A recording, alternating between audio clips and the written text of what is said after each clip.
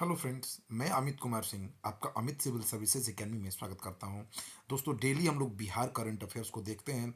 Daily Bihar current affairs का video मेरे channel पर आपको मिलता है, जो आपके आने वाले 69 बीपीएससी के लिए बहुत ही इंपॉर्टेंट होगा। और दोस्तों देखिए, मैं आपको ये बताना चाहता हूँ कि ये मैं जो डेली का करंट अफेयर्स लेकर आता हूँ, बिहार का हो चाहे राष्ट्रीय अंतर्राष्ट्रीय हो, दोस्तों इसमें एक भी क्वेश्चन नहीं छूटता। लगभग 3-4 अखबारों का निचोड़ मैं लेकर आता हूँ। चाहे आप बिहार करंट अफेयर्स देखें, चाहे आप राष्ट्रीय तथा अंतर्राष्ट्रीय खबरों को देखें, इसमें सारे के सारे क्वेश्चन सम्मिलित किए जाते हैं। इसमें आपको ना बिहार का भी एक भी खबर छूटेगा, ना आपको नेशनल करंट अफेयर्स या इंटरनेशनल करंट अफेयर्स का एक भी न्यूज छूटेगा। मैंने सारे को सम्मिलित करता हूँ, इसीलिए मेरा करंट अफेयर सबसे लेट अपडेट होता है दोस्तों।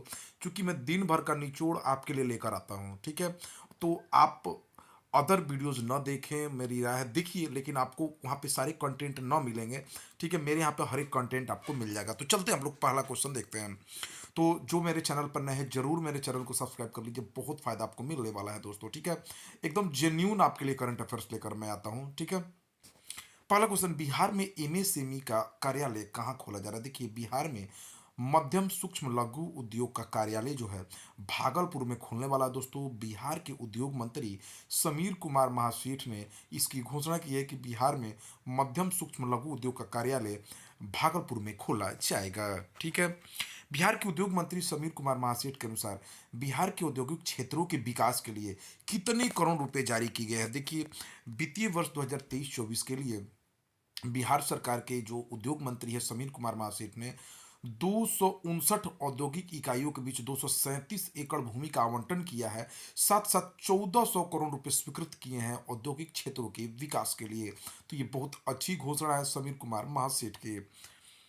पटना हाईकोर्ट के कार्यकारी मुख्य न्यायमूर्ति चक्रधारी शरण सिंह ने स्कूलों की अवस्था तथा व्यवस्था की निगरानी की जवाबदेही किसको सौंपी है? देखिए दोस्तों, बिहार में बहुत सारे ऐसे स्कूल हैं जिसके भवन जर्जर हो चुके हैं। भवन जर्जर होने के कारण बिहार के बाहर स्कूलों में बैठकर पढ़ाई करनी पड़ती है। पिछले वीडियो में मैंने बताया था कि बिहार के लगभग 36,000 स्कूलों का जो है जर्जर भवन और रसोई भवन बेकार पड़े हुए हैं। बच्चे खराब रसोई घर के कारण खाना भी नहीं पा रहा है, मध्याह्न भोजन बहुत बेकार है। उसी कड़ी में दोस्तों पटना हाईकोर्ट ने संज्ञान लेते हुए कहा है, चक्रधारी शरण सिंह जो अभी कार्यवाहक न्यायाधीश हैं हमारे पटना हाईकोर्ट के, उन्होंने शिक्षा विभाग के प्रधान सचिव को ये जिम्मेदारी सौंपी है कि अगर कुछ भी खराब हुआ तो सारी जवाबदेही आपकी रहेगी। 2023-24 वित्त वर्ष के दौरान बिहार सरकार मनरेगा में कितने करोड़ मानव दिवस सृजित करेगी? देखिए दोस्तों, बिहार जो है एक बहुत second largest populate third largest populate state है, जिसकी जनसंख्या 11 करोड़ से पार है 2011 के अनुसार। तो यहाँ पर बहुत सारे लोग बेरोजगार हैं जिनको मनरेगा के तहत जॉब मिलता है। तो उसी कड़ी में ग्रामीण विकास मंत्री श्रवण कुमार ने 2023-24 के दौरान 25 करोड़ मानव दिवस सृजित करने का ऐलान किया है। सरकार ने केंद्र सरकार से 27 करोड़ मानव सृजित दिवस मांगे थे, लेकिन नहीं मिल पाया। केंद्र सरकार ने 25 करोड़ मानव दिवस ही सृजित किए हैं, ठीक है।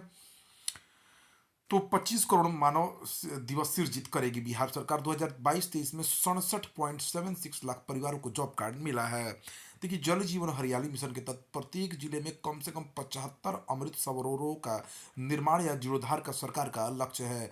मनरेगा की मजदूरी 210 रुपये है। केंद्र सरकार बिहार सरकार से इसे बढ़ाकर 350 रुपये करने की मांग कर रही है। बिहार सरकार द्वारा बिहार सरकार द्वारा राज्य में सामुदायिक पुस्तकालय सह कैरियर विकास केंद्र खोला जाएगा। इनके लिए प्रखंडों में किसकी नियुक्ति हुई? देखिए दोस्तों, 32 जिलों के 100 प्रखंडों में सामुदायिक पुस्तकालय सह कैरियर विकास केंद्र खोला जाएगा। इसके संचालन की जिम्मेदारी विद्या दीदी या लाइब्रेरियन दीदियों को दिया जाएगा। ये विद्या दीदी और जो लाइब्रेरियन दीदी होगी, ये जीविका स्वयं सहायता समूह की सदस्य होंगी या उनके परिवार की ही हो सकती हैं। इनके लिए न्यूनतम शैक्षणिक योग्यता 12वीं उत्तीर्ण है। उम्र 18 से 40 होनी चाहिए और मानदेय 6,000 रुपये मिलेगा इन विद्या दीदी और लाइब्रेरियन दीदियों को, ठीक है। जल संसाधन मंत्री संजय कुमार झा के अनुसार पहली नदी जोड़ो योजना किस वर्ष पूरी कर ली जाएगी? देखिए दोस्तों, बिहार के जो जल संसाधन मंत्री संजय कुमार झा हैं, उनके अनुसार बिहार की पहली नदी जोड़ो योजना जो है वह बागमती नदी को बूढ़ी गंडक सो 2023 के अंत तक जोड़ा जा रहा है, इसको पूरा कर लिया जाएगा। तो किसको जोड़ा जा रहा है दोस्तों? बागमती नदी को बूढ़ी गंडक नदी से जोड़ा जा रहा है। 2023 के अंत तक ये परियोजना पूरी हो जाएगी। बिहार के किस विश्वविद्यालय ने सेंसर के माध्यमों से फसलों में बीमारियों का पता लगाने की तकनीक खोजी है? तो तकनीक लगाएगा दोस्तों। तो बिहार कृषि विश्वविद्यालय है, सेंसर के में ड्रोन लगाकर तथा बीमारियों की जानकारी सेंसर में डालकर बिहार कृषि विश्वविद्यालय फसलों की बीमारियों का पता लगाएगा। खिलाड़ियों के प्रशिक्षण के लिए बिहार के कितने जिलों में खेल भवन बन रहा है? देखिए दोस्तों, बिहार सरकार खिलाड़ियों के प्रशिक्षण के लिए 26 जिलों में खेल भवन बना रही है। 7 करोड़ रुपए इस पे खर्च होंगे। बिहार सरकार राजगीर में 740 करोड़ की लागत से अंतर्राष्ट्रीय क्रिकेट स्टेडियम भी बना रहा है तथा राज्य खेल अकादमी भी राजगीर में ही बन रहा है। बिहार के सभी 534 प्रखंडों में खेल स्टेडियम बनाया जा रहा है। बिहार के किस व्यक्ति को आईडीए फेलोशिप पुरस्कार से सम्मानित किया गया है? तो देखिए, संजय गांधी डेयरी टेक्नोलॉजी पटना के डेयरी प्रौद्योगिकी विभाग के अध्यक्ष डॉक्टर संजीव कुमार को आईडीए फेलोशिप पुरस्कार से केंद्रीय पशुपालन एवं डेयरी मंत्री पुरुषोत्तम रूपाला ने 39वीं डेयरी उद्योग सम्मेलन गांधीनगर में सम्मानित किया है। चौथी, ठीक है, किसको? संजीव कुमार को सम्मानित किया गया है। राज्य सरकार टोपोलैंड भूमि का सर्वेक्षण कब तक पूरा करेगी? देखिए दोस्तों, टोपोलैंड वह भूमि है जिसका सर्वेक्षण अभी तक बिहार सरकार ने नहीं किया है। वो सारी जमीन सरकार की होती है। बिहार में ऐसे कई जमीनों पर निजी मकान बना हुआ है। तो जो बिहार सरकार है 2024 तक इस टोपोलैंड भूमि का सर्वेक्षण पूरा कर लेगी। ठीक है, बिहार काश्तकारी अधिनियम और 1885 के तहत बिहार में पहली बार भू सर्वेक्षण का कार्य 1898 से 1920 तक चला था। इसको कैडस्ट्रल सर्वे कहा गया था। बिहार के किस जिले से 11वीं शताब्दी की मूर्ति मिली है दोस्तों? तो बिहार के लखीसराय में खुदाई के दौरान एक व्यक्ति घर बना रहा था, उसके घर से खुदाई के दौरान 11वीं शताब्दी की मूर्ति मिली है। बिहार के किस खिलाड़ी का चयन भारत के अंडर 17 फुटबॉल टीम में हुआ है?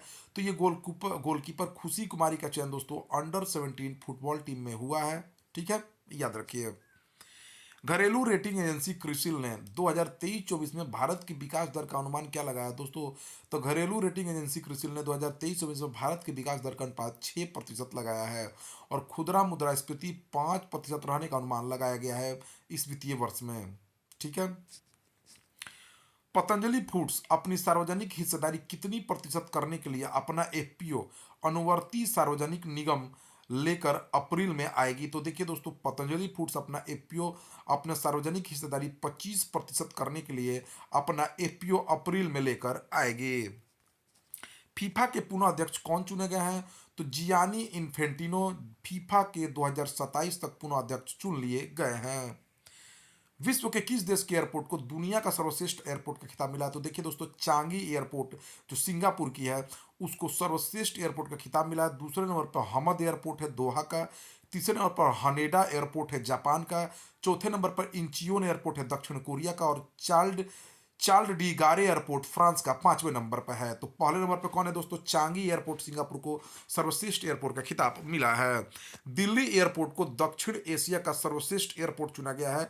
विश्व भर में के सर्वश्रेष्ठ एयरपोर्टों में दिल्ली का 36वां स्थान आया है। रूस ने काला सागर के ऊपर किस देश के जासूसी ड्रोन को मार गिराया है? तो SU-27 रूसी विमानों ने मानव रहित MQ-9 रूसी ड्रोन अमेरिकी ड्रोन को मार गिराया है। किस देश के वैज्ञानिकों ने मनुष्य की कोशिकाओं से चूहा विकसित किया है? तो देखिए दोस्तों, अमेरिका के वाशिंगटन के वैज्ञानिकों ने मनुष्य की कोशिकाओं से चूहा विकसित किया है। किस देश ने 700 भारतीय छात्रों को देश छोड़ने का नोटिस दिया है? तो देखिए दोस्तों, कनाडा में 700 भारतीय छात्रों को कनाडा छोड़ने को कहा है। इसलिए दोस्तों कि छात्रों के शैक्षणिक संस्थानों में जो प्रवेश प्रस्ताव पत्र था वो नकली पाया गया है। आयकर विभाग ने करदाताओं की सुविधा के लिए किस नाम से एक मोबाइल ऐप जारी किया है? तो एआईस ऐप जो है कुल 46 तरह की लेन देन सूचनाएं मिलेगी। एआईस ऐप जो है करदाताओं की सुविधा के लिए आयकर विभाग ने जारी किया है। ताइवान की फॉक्सकॉन कंपनी भारत के किस जिले में एप्पल के एयरपोर्ट्स की फैक्ट्री 1655 करोड़ का निवेश करेगी? तो देखिए दोस्तों, ताइवान की संबंध फॉक्सकॉन कंपनी भारत के तेलंगाना जिले में एप्पल के एयरपोर्ट्स की फैक्ट्री 1655 करोड़ रुपए के निवेश के साथ लगाएगी। प्रधानमंत्री आवास योजना के तहत 11 मार्च 2023 तक कितने करोड़ पक्के मकानों का निर्माण किया जा चुका है? तो देखिए दोस्तों, 2 करोड़ 18 लाख पक्के घर बनाए जा चुके हैं 11 मार्च 2023 तक। ग्रामीण विकास राज्य मंत्री साध्वी निरंजन ज्योति ने इसकी जानकारी दी है। ठीक है, प्रधानमंत्री आवास योजना 2016 से शुरू है। इसका उद्देश्य आवास तथा इसका जो क्रियान्वयन है आवास तथा शहरी गरीबी अपशमन मंत्रालय ने शुरू किया था। अमेरिका में आयोजित होने वाली पनडुब्बी रोधी युद्ध अभ्यास सी ड्रैगन 23 में भारतीय नौसेना का कौन सा विमान भाग लिया दोस्तों? तो भारतीय नौसेना का P-8I विमान सी ड्रैगन 2023 में पनडुब्बी रोधी युद्ध अभ्यास में भाग लिया है। ठीक है दोस्तों, नौसेना प्रमुख अभी एडमिरल आर हरि कुमार हैं। नानक शाही सम्मत 555 नानक शाही 555 की शुरुआत पर पीएम मोदी ने सिख समुदाय को बधाई दी है। नानक शाही सम्मत 555 क्या है? तो दोस्तों ये एक कैलेंडर है। इस कैलेंडर की शुरुआत 14 मार्च से होती है। ठीक है, हर एक साल गुरु नानक सिख धर्म के संस्थापक थे। कृषि मंत्री नरेंद्र सिंह तोमर ने कहां पर 15 मार्च को 5 दिवसीय सांस्कृतिक कार्यक्रम एग्री यूनिफेस्ट का उद्घाटन किया है? तो देखिए, कृषि मंत्री नरेंद्र सिंह तोमर ने आईसीआर तथा बंगलुरु कृषि विश्वविद्यालय द्वारा आयोजित एग्री यूनिफेस्ट का शुरुआत बेंगलुरु में किया है। इसमें 60 राज्यों के 2500 प्रतिभाशाली छात्र शामिल होंगे। भारत सरकार ने तीनों सेनाओं को मजबूत करने के लिए लोकसभा में कौन सा विधेयक पेश किया? देखिए दोस्तों, भारत सरकार ने तीनों सेनाओं को मजबूत करने के लिए अंतर सेवा संगठन विधेयक 2023 पेश किया है। कमांड नियंत्रण और अनुशासन इसका उद्देश्य है। रक्षा राज्य मंत्री अजय भट्ट ने इस विधेयक को पेश किया, अंतर सेवा संगठन विधेयक 2023। भारत तथा विश्व बैंक ने किन 4 राज्यों में green national highway corridor project के निर्माण के लिए ऋण समझौते पर हस्ताक्षर किया है? तो देखिए दोस्तों, हिमाचल प्रदेश, राजस्थान, उत्तर प्रदेश तथा आंध्र प्रदेश में $500 मिलियन की ऋण सहायता से 781 किलोमीटर हरित राष्ट्रीय राजमार्ग गलियारा बनाया जाएगा। भारत तथा किस देश ने 75 साल की मित्रता का जश्न मनाते हुए दोनों देशों में एक संयुक्त स्मारक डाक टिकट लॉन्च किया है? तो दोस्तों, लग्जमबर्ग जो दुनिया का सबसे धनी देश है, उन भारत और लग्जमबर्ग ने 75 साल की मित्रता का जश्न मनाते हुए एक संयुक्त स्मारक डाक टिकट लॉन्च किया है।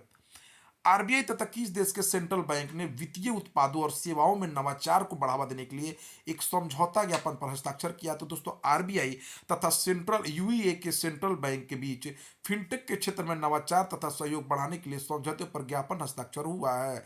आरबीआई की स्थापना 1 अप्रैल 1935 को हुई थी। इसका राष्ट्रीयकरण 1949 को कर दिया गया। मुख्यालय इसका मुंबई है और वर्तमान में इसके जो गवर्नर है शक्तिकांत दास है। शक्तिकांत दास को हाल ही में best governor of the year का पुरस्कार भी मिला है। टीसीएस टाटा कंसल्टेंसी सर्विस के नए एमडी तथा सीईओ कौन बनाए गए दोस्तों? तो के कृतिवासन टीसीएस के नए एमडी तथा सीईओ बने हैं। भारतीय मूल के किस अमेरिकी नागरिक को पहली बार यूएस एयरफोर्स के असिस्टेंट सेक्रेटरी का पद दिया गया? तो देखिए दोस्तों, कितने बेहतरीन क्वेश्चन है जो आपके एग्जाम में आने ही आने हैं। भारतीय मूल के रवि चौधरी को भारतीय अमेरिकी हैं वो रवि चौधरी, इनको यूएस एयरफोर्स में असिस्टेंट सेक्रेटरी का पद दिया गया है। आईपीएल टीम मुंबई इंडियंस का ऑफिशियल बैंकिंग पार्टनर कौन सा बैंक बना है? तो देखिए दोस्तों, इंडियन प्रीमियर लीग में मुंबई इंडियंस का official banking partner IDFC bank बना है। हनीवेल इंटरनेशनल ने किसे अपना एमडी तथा सीईओ नियुक्त किया है? तो दोस्तों, बिमल कपूर को हनीवेल इंटरनेशनल ने अपना एमडी तथा सीईओ नियुक्त किया है। रेशम उत्पादन के लिए बीमा योजना प्रारंभ करने वाली रेशम कीट बीमा योजना प्रारंभ करने वाला भारत का पहला राज्य कौन बन गया? तो ये उत्तराखंड है दोस्तों। उत्तराखंड के मुख्यमंत्री पुष्कर सिंह धामी हैं और यहाँ के राज्यपाल गुरमीत सिंह है। हाल ही में रिपोर्ट के अनुसार स्वतंत्रता बाद भारत में महिला साक्षरता में कितने प्रतिशत की बढ़ोतरी हुई है दोस्तों? तो स्वतंत्रता बाद महिला साक्षरता में 11% की बढ़ोतरी हुई है। वर्तमान में महिला साक्षरता दर 77% है, पुरुष साक्षरता दर 84% है।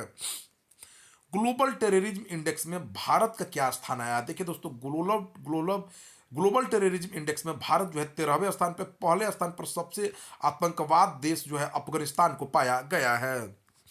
Pension fund regulatory and development authority का अध्यक्ष कौन नियुक्त हुआ है? तो दोस्तों, Deepak Mohanty pension fund regulatory and development के अथॉरिटी के अध्यक्ष नियुक्त हुए हैं।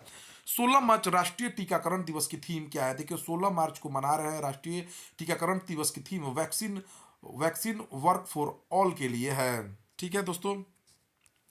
किस देश में स्थित स्पिट्सबर्गन द्वीप पर 25 करोड़ वर्ष पुराने समुद्री सरीसृप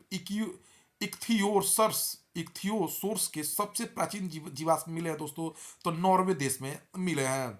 तो दोस्तों ये रहा सबसे important, very very important current affairs, Bihar current affairs, national international current. दोस्तों इसको पढ़ने के बाद बीपीएससी में आपको सफलता जरूर मिलेगी। आप एक बार पढ़िए। अदर यूट्यूब चैनल पर सिर्फ दोस्तों आपको भरमाया जाता है, इंपॉर्टेंट करंट अफेयर्स नहीं बताया जाता है। यहाँ पर ये कंप्लीट पैकेज है दोस्तों डेली का। तो चैनल को सब्सक्राइब कर लीजिए, लाइक करिए, दोस्तों में शेयर करिए। Thank you for watching my video.